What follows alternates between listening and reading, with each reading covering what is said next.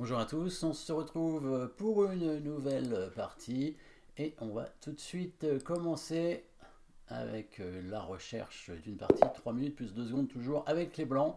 Donc on reste sur le coup E4 hein, évidemment, D6, donc une défense pirque. Toujours le duo de pions, très important. On fait ça si l'adversaire euh, ne l'empêche pas. Je vais faire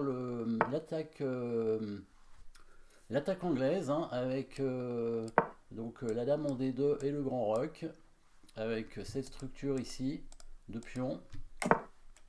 Voilà, dame D2. Bon, il a roqué un peu vite. Normalement, on roque pas aussi vite parce que là, ça permet tout de suite une attaque rapide.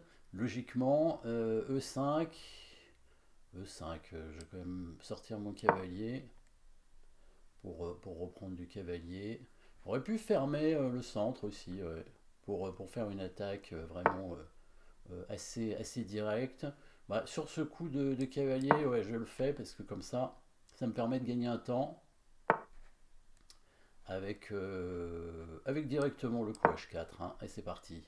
Ah, j'aurais pu mettre le fond H6, c'était peut-être mieux. Donc l'idée c'est de faire le grand roc, de mettre le fond H6 pour échanger le fou et faire une attaque. Là, ça aurait empêché, voilà, là, bon, là c'est 6, à mon avis, c'est pas très bon parce que je vais pouvoir gagner le pion D6. Hein. Donc là, je change de plan hein, maintenant.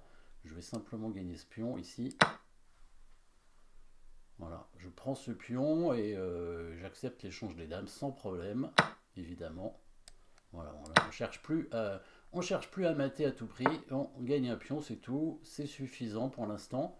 Alors mon cavalier en E2 maintenant il va très bien placé, mais bon tant pis, hein, on va peut-être le bouger, le mettre ici. Il n'est pas très bien non plus, mais c'est pour développer le fou blanc évidemment.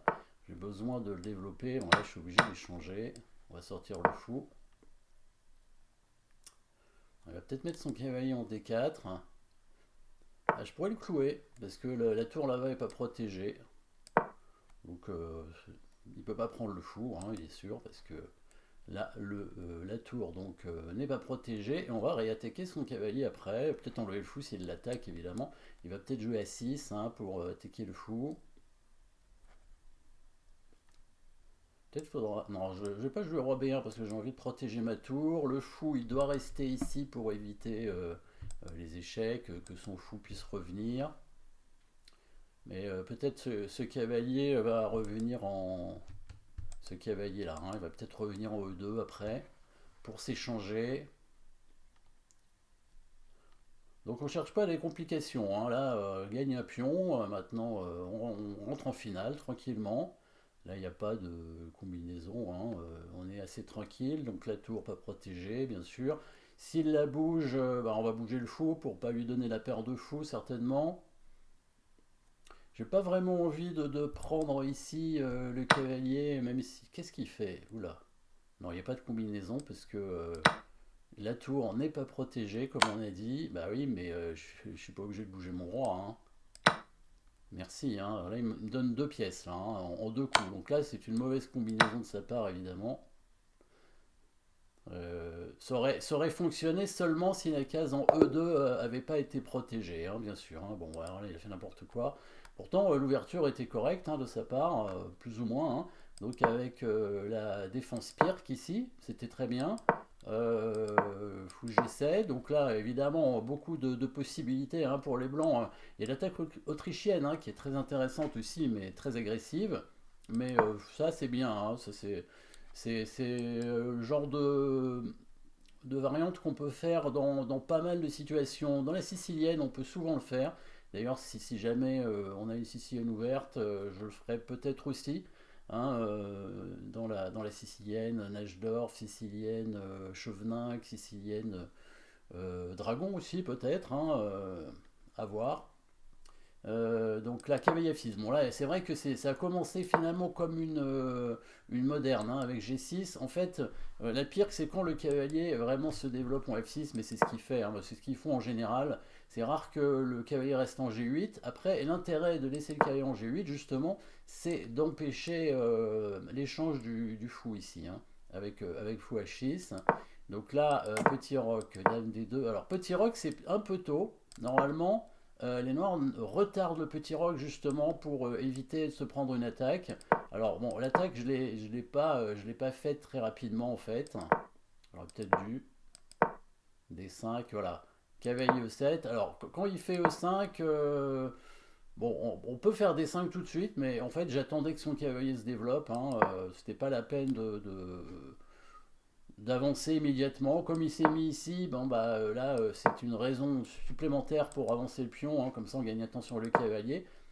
Là peut-être H4 n'était pas le plus précis, peut-être que pour l'attaque c'était bien de tout de suite échanger le fou, comme ça empêche aussi le pion d'avancer.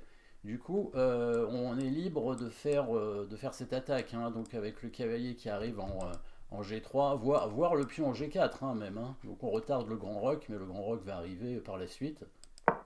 Donc bon, tant pis, hein, il a fait H5, grand roc, donc là mon idée c'était quand même d'échanger les fous et sacrifier ici le pion G4 hein, pour ouvrir sur le roi. On est dans des positions de roc opposés, hein, dans les rocs opposés, on peut sacrifier les pions devant le roi adverse à partir du moment évidemment où on conserve les dames, hein, très important. Mais il a voulu contre-attaquer ici et ça c'était trop tôt, hein, c'est une erreur puisque il me donne le pion. Donc là, changement de plan. Changement de plan, on prend le pion tout simplement et ensuite on récupère, voilà, ici. Là il aurait dû éviter l'échange de dames peut-être hein, et mettre la dame en A5. C'était certainement le bon coup.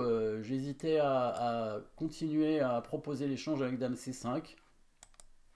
Et c'est vrai qu'il aurait eu du mal à l'éviter. Hein. C'est vrai que dame C5 c'était peut-être pas mal ici pour proposer l'échange des dames à nouveau. Et si, bah, voilà, si l'échange on prend avec le fou, bien sûr, on attaque la tour. Bon, et voilà, on a un pion d'avance. Hein. Donc dans ces cas-là, quand on a un pion d'avance, il ne faut pas hésiter à tout simplement rentrer en finale, hein, échanger les dames. Donc cavalier G3, c'est pour développer bien sûr le fou. Fou B5, cavalier D4, tour D1. Bon là, il fait l'erreur. Hein. Là, probablement, il fallait jouer la tour. Peut-être la mettre en C8. Je pense que la tour en C8, c'était pas mal. Parce que j'ai pas vraiment envie hein, de prendre le cavalier ici, parce que ça va réveiller ce fou, même si c'est pour gagner un deuxième pion. Ça lui donne de l'activité.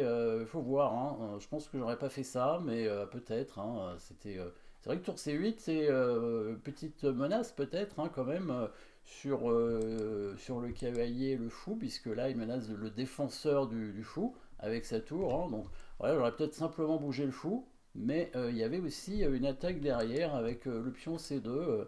Si on met le fou ici, ouais, après, bon, son coup de fou prend pion de toute façon est pas bon, hein, parce que même s'il récupère ici un pion, ça fait que deux pions pour la pièce. Et en plus, on a la possibilité de prendre cette fois coup intermédiaire, à moins qu'il faut H6 échec. Donc, fou prend pion, regardons, fou prend pion.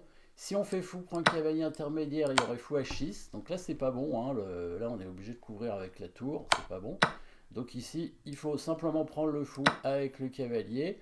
Et bah, s'il prend le pion, c'est pas grave finalement. Hein. S'il prend avec la tour, bah, on bouge le roi et puis voilà.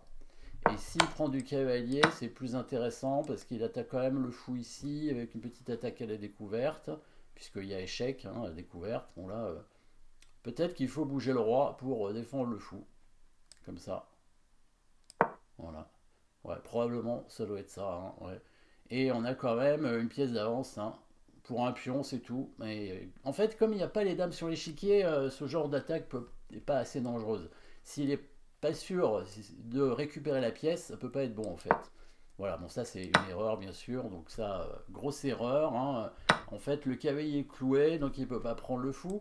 Hein, évidemment, on a vu depuis tout à l'heure, hein, la tour n'était pas protégée, et il a fait échec ici, mais il y a le fou et le cavalier qui peuvent prendre. Hein. Alors s'il n'y avait aucune de ces deux pièces, évidemment, et qu'on était obligé de bouger le roi, bah là ça aurait fonctionné, puisque roi B1, tour prend D1, bien sûr, mais là, évidemment, c'est pas le cas. Voilà, ben c'est très bien, merci d'avoir suivi cette nouvelle position, on progresse un tout petit peu, hein, voilà, 1244, on continue la progression, merci à tous, et puis n'oubliez pas de vous abonner, à bientôt.